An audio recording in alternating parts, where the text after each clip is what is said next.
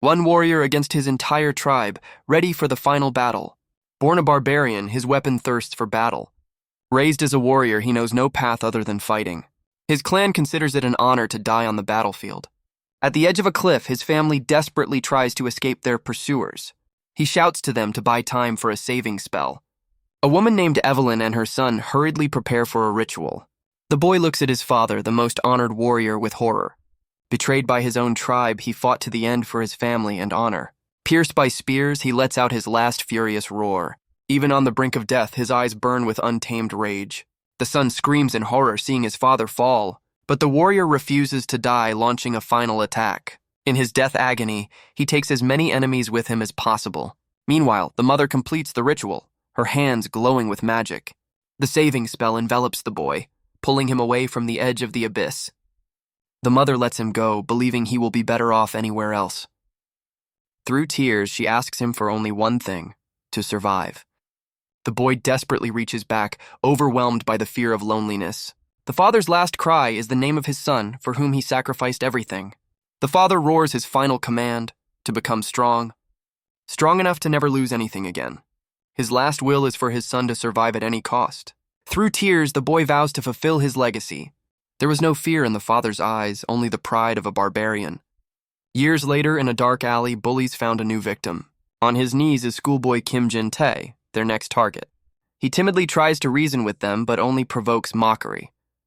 In despair, the boy warns that his friend will arrive soon. The gang leader swings, mocking his words. But the leader's fist misses its mark. He is slammed into a brick wall himself. From around the corner comes a calm voice calling Jintae. The bullies turn in horror at the sound. Before them stands a figure with glowing red eyes. It is Cheoldu, and he believes these guys lack manners. The thugs whisper in fear, unable to believe he punched through the wall with his fist. Cheoldu grabs the leader by the collar, demanding an explanation. He coldly states that he is Jintae's friend. The bully's face twists in pain under his steel grip. Later, Jintae admiringly tells his friend that he is incredible as always. Jintae suspiciously asks if he is really human. Cheoldu angrily denies it but secretly acknowledges his secret. For 10 years now, he, a barbarian, has lived in a world foreign to him, on Earth. At home during dinner, grandfather worries that his grandson is not eating at all. Cheoldu, with a full mouth, assures him that he simply has no appetite. The old man just smiles warmly, saying he is satisfied just by seeing his grandson. He remembers how grandfather found him, lonely and lost. This kind man took in the barbarian boy without asking unnecessary questions. Suddenly, grandfather asks why he doesn't want to become a professional boxer. Cheoldu gloomily thinks it's impossible since barbarians and humans are different species. His participation in sports would be cheating because he easily surpasses any human. He mentally apologizes to grandfather because a barbarian has only one path: to be a warrior. His path is not human sport but bloody battles against strong opponents. But there is one big problem with this destiny. This cursed earth is too peaceful for a warrior thirsty for battle. Suddenly, grandfather watching TV notices something troubling in the news. The screen shows rescuers at the site of a mysterious disaster in the city of Cheongju. The boy runs to grandfather, who talks about a tragedy with over 120 victims already. Grandfather mentions that a monster appeared, and this word makes the boy freeze. Meanwhile, blurred footage of a terrible creature is shown on the screen. The announcer warns about unidentified life forms spotted in the area. Grandfather worries about his grandson, but he only mumbles his name. With a determined look, Cheoldu declares that he needs to step away for a moment. Jintae drives his friend to the scene, grumbling that he's not his chauffeur. Cheoldu thanks his friend, saying he wouldn't have made it without his help. The boy realizes that the monster from the news is a creature from his native world. Arriving at the site, they see a huge crowd and understand that it's serious. Jintae is shocked. The area is cordoned off by soldiers, not just rescuers. When Cheoldu gets out of the car, someone immediately notices his physique. Some people in body armor approach him right away and ask which group he belongs to. A stranger hands Cheoldu a business card, offering him to join their group. Cheoldu hopefully asks if it's a guild where warriors gather. The man laughs, finding his question amusing, and friendly hugs the boy. He says they colonize planets, so they're almost warriors, and advises him not to refuse. Cheoldu looks puzzled at the card, trying to understand what it means. But he crumples the card, declaring that he is a warrior and work is a disgrace to him. The stranger shouts in rage that some brat dares to talk nonsense and refuse their offer. Cheoldu's eyes flare up and his fist is engulfed in flames. He asks if warriors are being insulted here. Suddenly, their argument is interrupted by a giant purple vortex appearing in the sky. Something begins to seep out of the dark portal, causing the crowd to freeze in horror. Armed people prepare for battle, shouting orders. Jintae panics and asks his friend what the hell is going on. A system message appears in the sky. The apocalypse trial begins. Cheoldu repeats the word apocalypse in shock. A new announcement states that the end of the world is approaching Earth. But the refuge planet Nova extends a helping hand to Earth's inhabitants. Everyone is ordered to run to Nova through the portal, and a bright light pulls them inside. A powerful beam of light strikes the ground, taking everyone with it. In the next moment, they find themselves in an unfamiliar forest, looking at exotic birds. Jintae screams in horror, not understanding where they have ended up. Jintae panics, shaking his friend and shouting that it's his fault and that his car is gone somewhere. Suddenly, a blue system screen appears before him, which he tries to push away. The screen displays a quest. Obtain 1 goblin coin to receive the novice class. Cheoldu grimly tells his friend to look aside. A whole crowd of green-skinned creatures rushes at them from behind the trees. Jintae asks in horror what these monsters with burning red eyes are. He panics and shouts if they really have to fight these creatures. Before he can finish, Cheoldu takes off, leaving him behind. With a wild smile, the warrior rushes straight at the goblin crowd, thinking how long he has waited for this moment. He roars as he strikes the first monster, eager to finally test how strong he is. His blood boils and his body longs for battle, dodging goblin attacks. The barbarian instinct awakens, filling his fists with red energy. The goblins furiously attack him, trying to overwhelm him with numbers. But the boy just laughs, shouting, "Come on, Apocalypse," as he scatters the monsters. He realizes this is his chance to finally become who he was born to be. His fist crashes with crushing force right into the monster's face. Cheoldu breaks through the crowd alone, destroying one enemy after another. Jintae watches in horror as his friend takes down 3 in an instant. No goblin can withstand his furious and precise blows. After death, the monster disintegrates into blue particles right at his feet. From the blue particles materializes a shining coin, and the boy reaches for it, not understanding what it is. He realizes it's the very goblin coin from the quest, a currency that cannot be transferred. Cheoldu looks at the glowing trophy in his palms with surprise. A system message appears. Exam passed, and he has earned the right to enter the portal to Nova. Jintae fearfully asks his friend what entering Nova means. Cheoldu turns around, assuming that if it's about a portal, then they mean that giant purple vortex in the sky. Suddenly we see a beaten Jintae holding a club, angrily muttering his friend's name. Surrounded by goblins, he shouts at Cheoldu, asking if he's going to kill him. Cheoldu calmly replies with crossed arms that coins cannot be transferred, they must be earned personally. Jintae screams in despair that they threw him, who can't fight, into the very hell. Suddenly another goblin jumps on him, making the boy scream in terror. Cheoldu saves his friend with one blow, saying that fighting is the best way to get stronger. He smirks and promises not to let Jintae die since he's the one who got him into trouble. Jintae breathes a sigh of relief. He also completed the quest and got his coin. Meanwhile, 2 soldiers in the forest notice their missing bag, which goblins dragged away. They angrily decide to kill all the monsters to get their gear back. Cheoldu is already sitting on the bag, having found many useful things inside, even combat rations. He suggests having a snack and moving on, but suddenly hears something. Soldiers run out of the bushes shouting, "Die, goblin!" aiming their weapons at them. A soldier freezes in confusion, mistaking them for goblins. Jintae panics, raising his hands and shouting that he is human. The misunderstanding is resolved, and the soldier apologizes, inviting them to dinner by the fire. The military is surprised that the guys are here alone and completely unarmed. Jintae asks if the soldiers are also participating in this end-of-the-world exam. The soldier confirms the government is preparing, and Nova is a planet at the Stone Age level. It turns out corporations and organizations are already secretly fighting for Nova's development. Cheoldu asks if there are many monsters like these on Nova. The soldier explains that this is just a training ground, and it will be much harder on Nova. In gratitude, the military gives them a bag with food and weapons. Cheoldu thinks, so it will be even harder on Nova than here. With a predatory grin, he decides that then he'll have to hunt a little more. Jintae protests, but Cheoldu is adamant.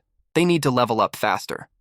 Ahead they see an ominous tower with a figure glowing purple at the top. Jintae whispers in horror what kind of creature that is with a huge scythe. Cheoldu excitedly says he came because of a strange sound, and this is definitely not an ordinary goblin. Jintae nervously grips his axe, muttering that this creature looks damn dangerous. "All the better!" shouts Cheoldu and charges forward with burning eyes, armed with a frying pan. A crowd of ordinary goblins stands in his way, looking at him with fury. He shouts, "Get out of the way, riffraff!" scattering the monsters as he breaks through to the tower. At the top of the tower, a goblin shaman looks at the audacious boy with surprise. Cheoldu, swinging his frying pan, swiftly climbs the wooden structure. With a mad grin, he shouts to the tattooed goblin that he's already coming for him. The goblin shaman snarls angrily in response, his eyes blazing with rage. Suddenly, a purple lightning strikes from the sky. It turns out this goblin was a mage. Cheoldu's face is lit by a purple flash as he looks up in amazement. A powerful lightning strike throws the boy back, knocking him off his feet. Jintae screams his friend's name in horror, watching from the ground. The shaman looks down at the fallen enemy with a sense of superiority. But his confidence turns to confusion when he notices something strange. Cheoldu rises from the ground, his body wrapped in lightning, a mad grin on his face. The enraged shaman cannot believe his eyes and prepares another attack. A new, even more powerful lightning strike crashes down on Cheoldu. The boy just grits his teeth, feeling the electricity filling him with strength. He remembers his shaman mother and declares that he is not just a barbarian. His body bursts with a golden aura, absorbing the goblin's purple magic. "Pain makes you stronger," he shouts, his face shining with delight. All the accumulated energy bursts out, causing a massive explosion. The goblin tower shatters into pieces, unable to withstand such force. After the explosion, Cheoldu falls unconscious to the ground among the debris. Cheoldu lies on the ground smirking. He was saved by resistance to magic inherited from his mother. Suddenly, a glowing orb appears above him, and it's clearly not a goblin coin. It is a monosphere that grants magical power, and the boy realizes he can become a shaman. The sphere flies straight into his chest, filling his body with golden light. He is enveloped by a powerful aura and feels an incredible surge of strength. Cheoldu looks at himself in amazement, feeling that he has become many times stronger. He clenches his fist, amazed by the power gained from the magical sphere. Jintae runs up to his friend shouting as he finally regains consciousness. He can't believe his eyes, surviving a lightning strike unharmed. Is he even human? Cheoldu turns around and Jintae anxiously asks if he is okay. Cheoldu, with glowing eyes, declares that now they need to hunt even more. He shouts that they must quickly find new shamans from whom spheres drop. Jintae desperately screams, begging his friend to stop. After some time, Jintae looks at his restless friend with disbelief. He can't believe Cheoldu hunted goblins all night without sleep. Cheoldu boasts that he obtained spheres not only of mana, but also of strength. The boy is thrilled at how strong he has become in just one day. Suddenly, a system message appears. Field bosses have appeared on the training ground. The system warns that the bosses are too strong for beginners and advises fleeing. Jintae suggests running through the portal, but Cheoldu seriously says, "This is bad." Cheoldu, with burning eyes, shouts that he's excited, while Jintae, horrified, calls him crazy. A field boss appears before them, a lesser ogre, and soldiers open fire on it. One soldier orders to aim at the club-wielding hand, and they continue shooting. But bullets bounce off its thick hide, causing no harm to the monster. The ogre looks down at the helpless soldiers, who freeze in fear. The monster roars and swings its huge club to crush them. Suddenly, someone stops the blow. It's Cheoldu, who stood in the club's path. The soldiers watch in amazement as the boy saves them from certain death. Cheoldu eagerly looks at the huge monster, happy to fight someone bigger than himself. He turns his back to the soldiers and orders everyone to step back. Cheoldu shouts to the soldiers that this monster is his prey. With burning eyes and a fierce cry, he charges straight at the ogre. The boy delivers a crushing blow right to the monster's stomach, but his face twists in surprise. The strike had no effect.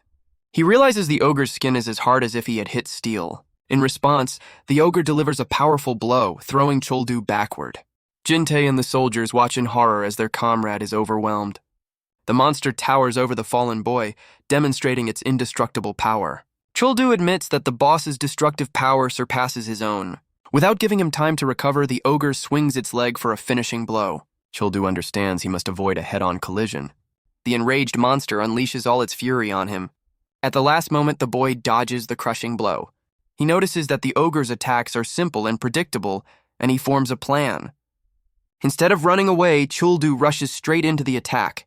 He decides to use the monster's own momentum and weight against it.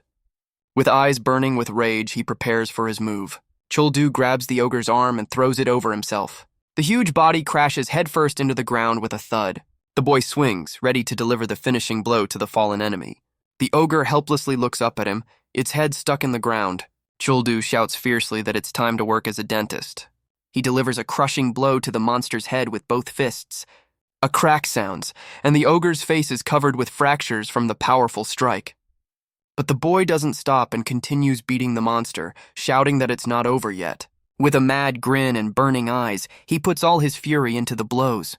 The soldiers are shocked, unable to believe he is defeating the ogre with his bare hands. He triumphantly shouts that he has defeated someone stronger than himself and is ready for new bosses. The defeated ogre's body begins to dissolve, turning into blue light. The boy watches as only a cluster of blue energy remains from the monster. Instead of a blue sphere, a black sphere falls from the ogre, surprising the boy. Cheoldu examines the sphere with interest, wondering what ability it will grant. After absorbing it, he freezes in shock from the power gained. The rescued soldiers thank him, but the boy waves it off, saying he just wanted to fight. One of the soldiers advises them to visit the shop before heading to Nova. He explains that only items purchased there can be taken along. The shop owner turns out to be a cunning goblin who offers them his goods. Jintae is amazed by the talking goblin while the other soldiers leave through the portal. The friend enthusiastically reminds Cheoldu that they have plenty of coins and asks what to do. Cheoldu seriously and cunningly considers their next move. Cheoldu decides to spend all the money and stocks up fully on weapons. Shouting that gear is the most important thing in games, they buy everything they can carry. A system message appears. All conditions for transition to Nova have been met. A glowing portal opens before them, inviting them into a new world. Jintae anxiously asks his friend if he's nervous about being sent to another planet. Cheoldu, with a mad grin, asks what kind of nervousness he means.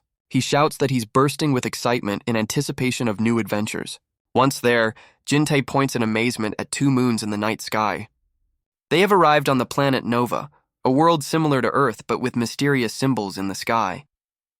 Lights are visible in the distance, and the friends decide they need to head there. Cheoldu says seriously that they have a problem. His stomach growls loudly and he admits he's starving.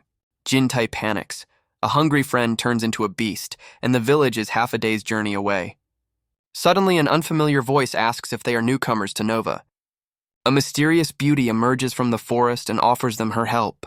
While Jintae is amazed by her beauty, Cheoldu directly asks where they can find food. The girl nods understandingly, noticing they arrived empty-handed. However, she slyly notes that they didn't come with empty hands. She offers to lead them, promising to show a place with food, and the friends gladly agree. After guiding them through the forest, she points ahead, saying they are already there. The girl explains she accidentally found this great fishing spot. Jintae enthusiastically says he will make fishing rods from supplies bought at the shop. She asks him to handle the rods while she goes for some hidden bait. While crafting a rod, Jintae thinks with relief how lucky they are to meet such a kind girl. Cheoldu growls with burning eyes that he can no longer bear the hunger.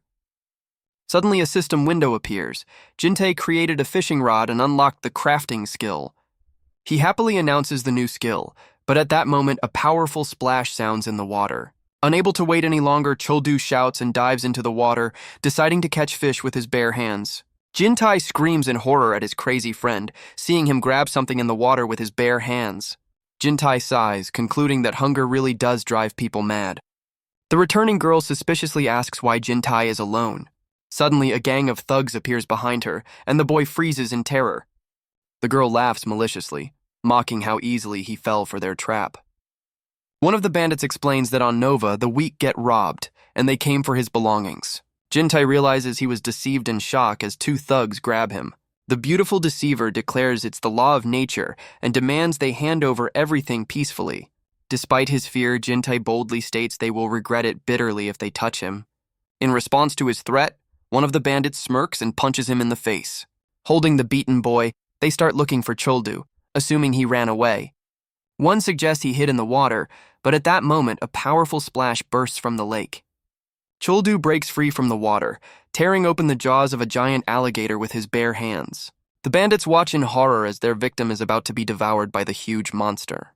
A memory surfaces. The boy realizes the incredible power gained from the black sphere. He recalls examining the sphere with interest, wondering about its properties. The system had said the sphere allows inheriting one of the ogre's abilities.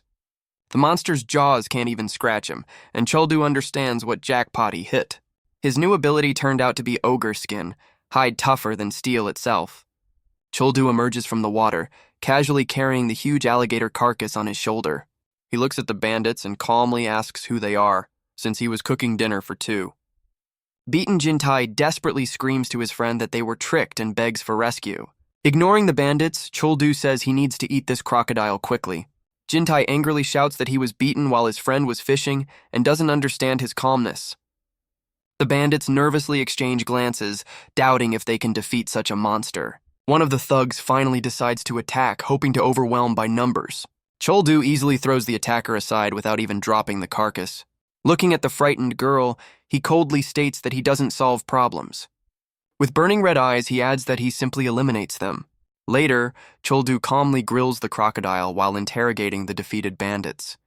The entire gang, including the girl, kneels before him as he finds out the name of their group. Their beaten leader answers fearfully, wondering where such a strong youth came from. Sitting on the carcass, Cheoldu points at the gang leader and asks if he is the boss here. The beaten bandit denies in fear that he is the leader of this gang. He reveals their boss is named John Young-gu, and he is the strongest in this area. The deceitful girl gloats that their boss is incredibly strong thanks to stolen stat stones. Cheoldu bites into the raw alligator meat with burning eyes. With his mouth full of meat, he says their boss seems to be causing trouble too. The bandits look with disgust as the boy devours the raw flesh of the monster. He throws the huge carcass to the ground, making the whole gang shudder in horror. Cheoldu stands tall and coldly orders them to lead him to their boss. With a predatory gleam in his eyes, he declares his intention to visit this young gu. The bandits bring the boys to their gang's headquarters, a camp of tents. Without waiting for an invitation, Cheoldu sends two thugs flying with one blow. The other gang members watch in horror as their commanders are knocked out with a single strike. Cheoldu, picking at his teeth, calmly notes that the alligator meat has started to digest. The bandits whisper in confusion, not understanding who this guy is and where he came from. One of them accuses the thug who brought them of betrayal, but he realizes they are doomed anyway.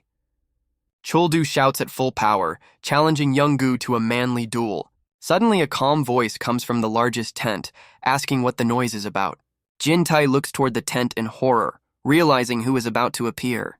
Their boss emerges from the tent, a giant wearing a mask seemingly even bigger than Cheoldu. The gang leader, John Young-gu, angrily asks who dared to touch his men.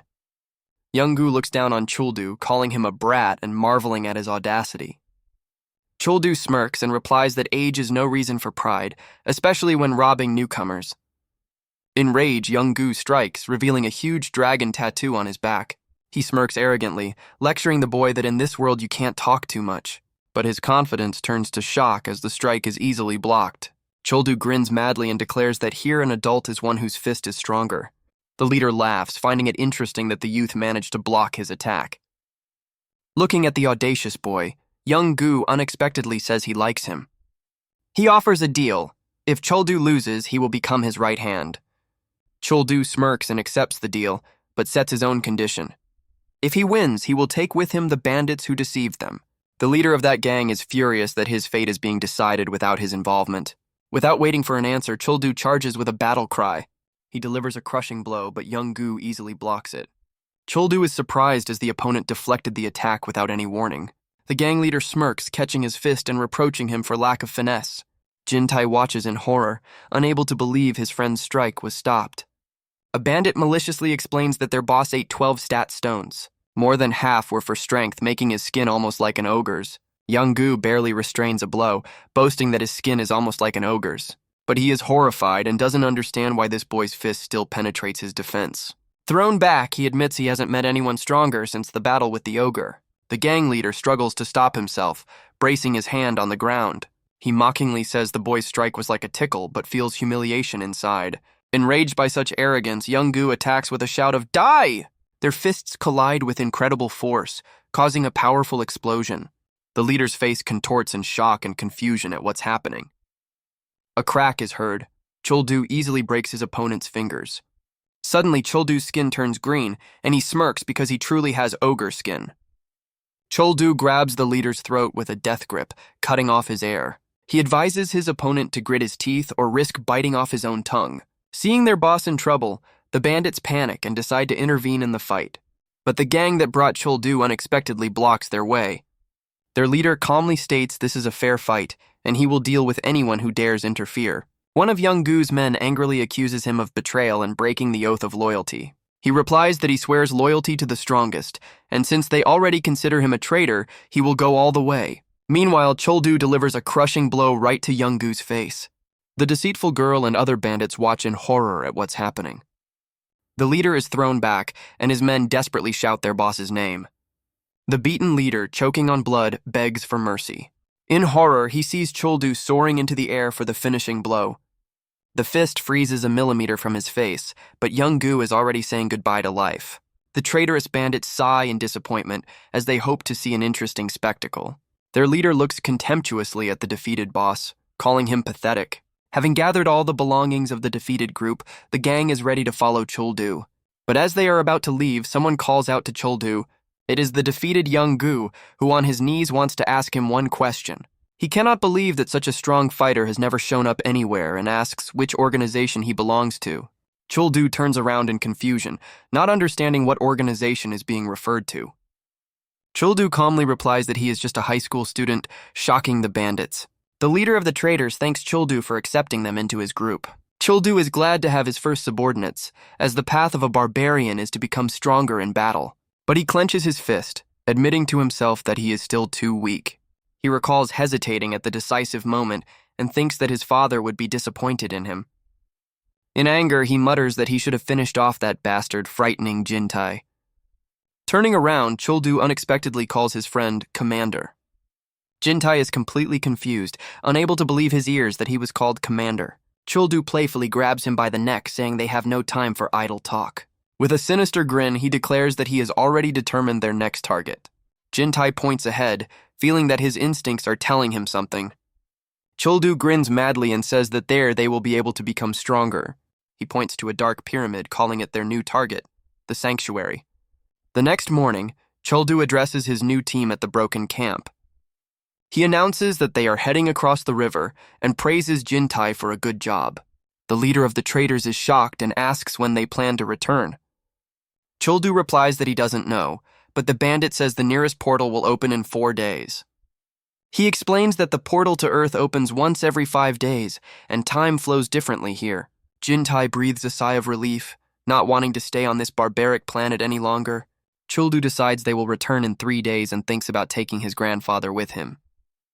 Cheoldu thanks for the information and asks the leader's name, who proudly answers, Jean Do. But Cheoldu declares that from now on he will be called Number 1, shocking the bandit. He decides to address all 5 traitors by numbers, from 1 to 5. The girl angrily shouts that she has a name and refuses to be just a number. However, one fierce look from Cheoldu is enough to make her fall silent in fear. Saying goodbye to his new team, Cheoldu admits that he's just too lazy to remember names. Crossing the river, he is surprised to learn that Jintae made the raft himself and gained experience. Cheoldu rows irritably, unhappy that he's just doing the dirty work. He declares he can't stand it anymore and starts untying the rope.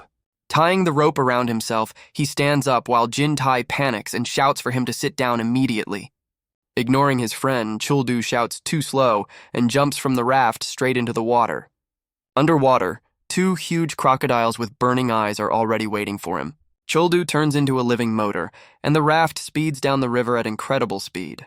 Jintae admires how quickly his friend adapts to everything. Unlike his friend, he has only been screaming in fear and running away so far. He recalls Cheoldu's words when he appointed him squad commander. Jintae grips the paddle, deciding he will no longer hide and must take action. The friends reach the giant pyramid, and a system window of the sanctuary appears before them. Jintae looks at the holographic screen in confusion, saying he's never seen anything like it before. Cheoldu smirks arrogantly and suggests Jintae go after the coins. Jintae addresses Cheoldu seriously by name. He suggests that this time they collect coins individually, which puzzles his friend. Jintae admits that since the apocalypse began, he has felt completely useless. With determination in his eyes, he declares that he wants to try to manage on his own, without Cheoldu's help. Meanwhile, Cheoldu is already fighting an ostrich-like dinosaur. He beats the monster with mad delight, enjoying the new and interesting opponent. But suddenly, another, larger lizard attacks him from behind. Enraged, Cheoldu shouts how dare it ambush him. With a powerful blow, he sends the lizard flying, promising to turn it into a chicken. After defeating the monsters, he looks at the dropped coins and spheres, deciding it's enough. But his attention is drawn to something else left after the fight. A glowing sphere emerges from the defeated lizard, puzzling Cheoldu. It turns out to be the skill stone Throw, which increases throwing power and speed. Cheoldu absorbs the stone and excitedly feels himself gaining a new ability. Suddenly, he thinks of his friend. He worries about Jintae, who at that moment is stalking his first target. Jintae gathers all his courage and challenges the monster to a fight. However, the lizard charges with a roar, and all the boy's bravery immediately vanishes. Tripping, he falls to the ground in panic, trying to crawl away from danger. "But it's a trap!" Jintae yells and pulls a rope, tightening a noose. The trap works, and the lizard hangs in the air screaming. The monster helplessly struggles, caught in Jintae's clever snare. Not wasting a second, the boy finishes off the immobilized lizard with a knife strike to the head. Falling to the ground exhausted, he complains how tiring his first hunt was. Jintae proudly looks at his crocodile bone knife that helped him survive. He has gained confidence and now believes he can hunt alone. But suddenly a huge orc lumberjack with a club appears behind him. Barely managing to dodge, Jintae avoids a crushing blow to the ground.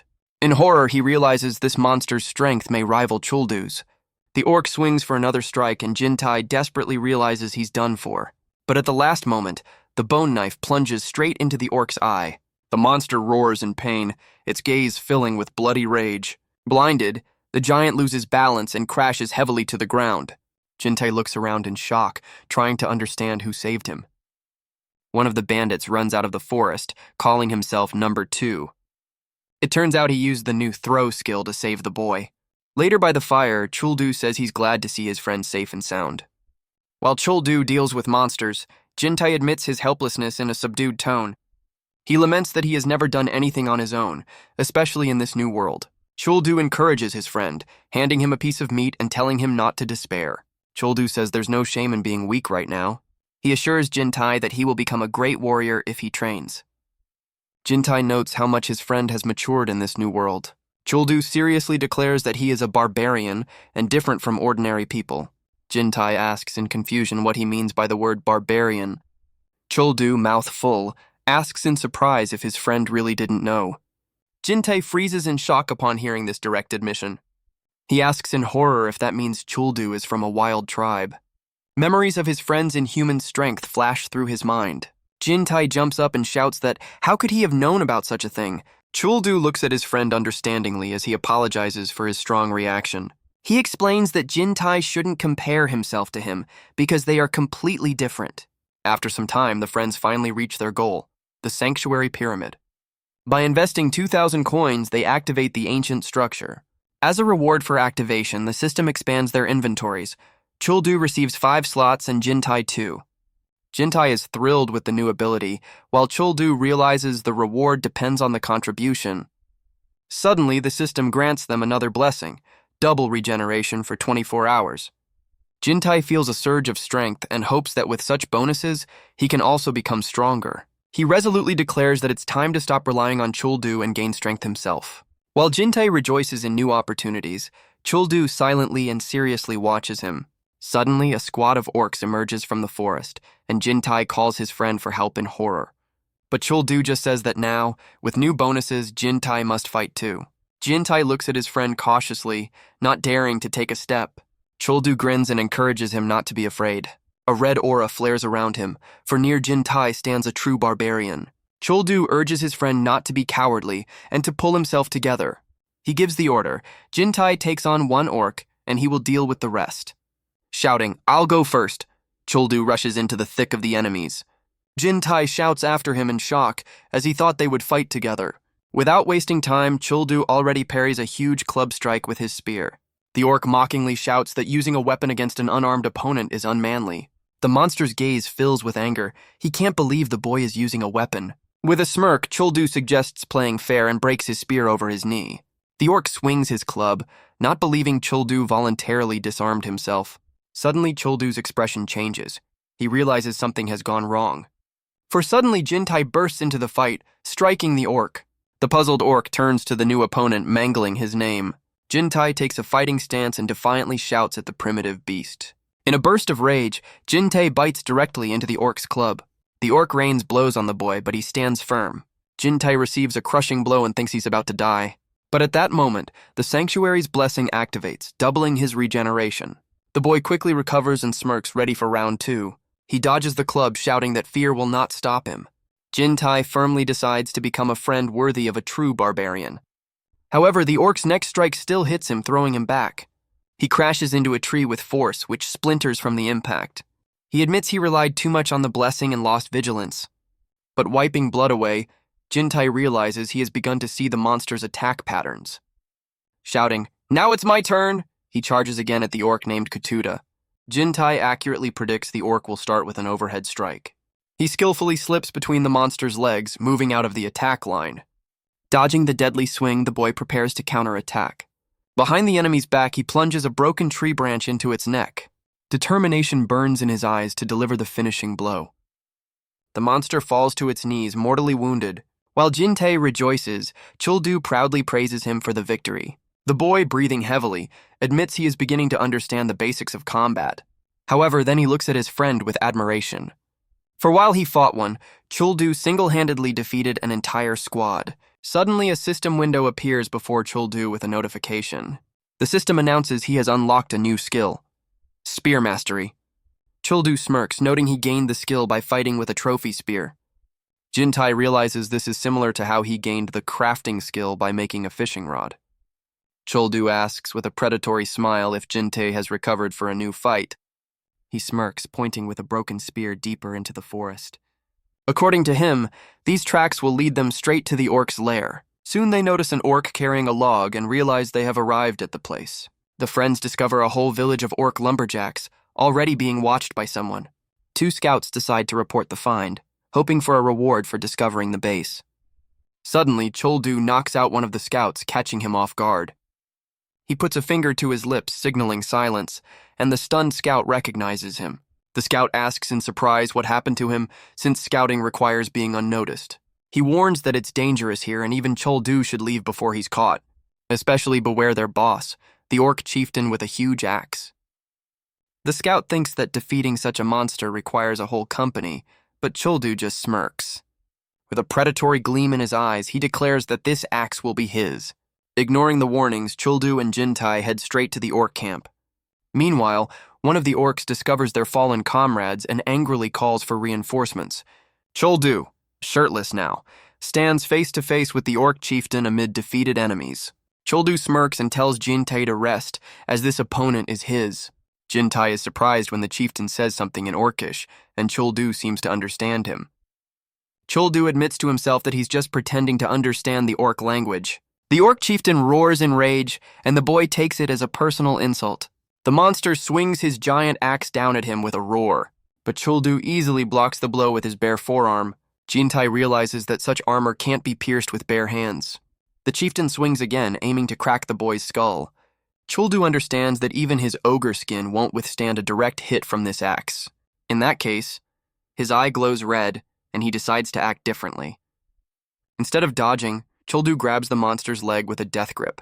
With a devilish grin and burning eyes, he declares, "Your axe." "I'm taking it," he growls, his face contorted in a mad grimace. Straining every muscle, the boy lifts the huge orc into the air by one leg. The chieftain roars something in his language in shock, not believing what's happening. Cheoldu rips the axe from the enemy's hands and thanks him for the gift. Without wasting a second, he brings the trophy weapon down on the chieftain's head. At the moment of impact, the system notifies him that he has gained the skill Axe Mastery. The shocked scout screams in horror that Cheoldu is a true madman. Meanwhile, Jintae shouts excitedly that he knew it. His friend would defeat even the chieftain. The scout thinks in horror that Cheoldu is not human but a true monster. Cheoldu smirks and asks who the real monster is here as he takes the chieftain's axe.